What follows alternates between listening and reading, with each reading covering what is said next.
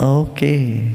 So, every age Vasishta has been there, every yuga. And Vasishta and then Parashara. Parashara has done Kalpa Sutras. A lot of mathematics, geometry, all this was downloaded by Parashara. Kalpas, it's our Kalpas. And then you have Vyasa. Vyasa was 5,000 years back. And Vyasa Rishi was, it is said there is nothing in the world which has not been tasted by Vyasa. Means he was expert, all-round expert. That's why any guru seat is called Vyasa's seat. Anybody who gives a talk, a discourse, that seat itself is called the seat of Vyasa. Means a seat from which knowledge flew. I mean, he had knowledge about everything. You name it, everything was in Vyasa's purview. He knew about it. So the whole world, whether science, spirituality, alchemy, is all from Vyasa. And we don't know how many scriptures he wrote or he has compiled. Nobody knows, but many. And many were lost also. But main of that is the Mahabharata, in which Gita is part of that. But for Vyasa, nobody would have known Gita, Bhagavad Gita. Because he was the one who compiled. He lived very long time, 150 years or something like that. Maybe even more. And then his son Shuka, he is the one who gave the Bhagavatam, the life history of Sri Krishna. Of course, Bhagavatam is all Vedanta, all the knowledge of oneness with the divinity. And then Gaudapada Acharya, then there are so many, and then, they just took the main, there has been little gap in between, time lapse. But tradition continued. And for 200 years, the Jyotirmat had no Shankaracharya. For 200 years, it was empty because there was no one capable to take that seat.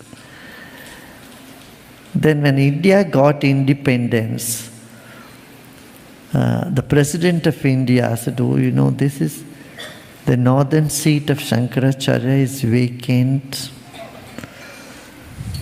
for the last 200 years and we need a person. So they went in search of Brahmanand Saraswati. He was in the forest roaming around. He was tall and very smart and handsome person, very fierce. And they requested him, the President of India at that time, Rajendra Prasad, requested him, you must see, people who are enlightened are not looking for any position. They want to just stay away from positions. So he was not for any position from that. Then, on the request of everybody, he became the Shankaracharya of that Peetham. And then Maharshi Ji was with him as his assistant. That's how that re-established the parampara.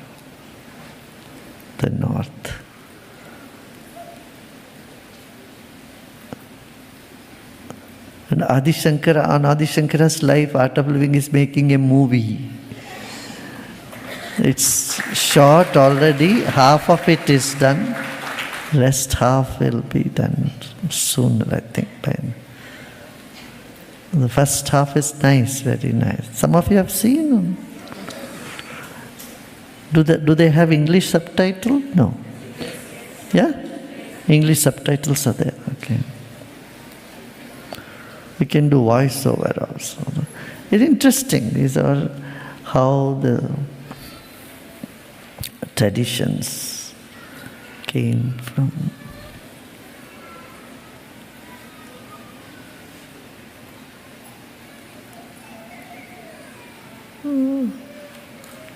Brahmanand Saraswati Ji was called the Lion of Vedanta. Vedanta Kesari, lion. Like lion. He would not just listen to anybody's emotions. Hey, come, get out.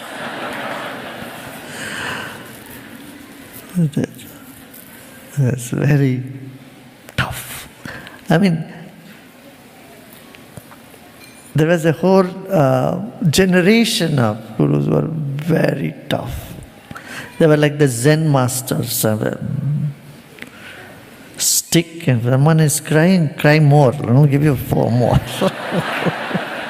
Never say, cajole, oh, don't cry. And there, cry. That's your karma, cry more. Whack them. And how long you can cry? You will start laughing. That was their way. And if you wish something, they make sure that you won't get that. See how easily you can let go of your wish. Suppose you say, no, I want to go to Niagara Falls. You will get to go everywhere, not to Niagara Falls. Make sure that doesn't, so that you are not hanging on for your joy or pleasure or your existence for some desire, out of some desire. You see that joy is in you, but nobody explained like this. Nobody would explain you, so you will be left hanging in the space and don't know what to do. That you can exist without any of this. That is the whole thing. What? The purpose of life is to find that you are joy. You are the source. But very interesting. But I said differently, I thought it. Said, okay, they want some lollipop, okay, have it.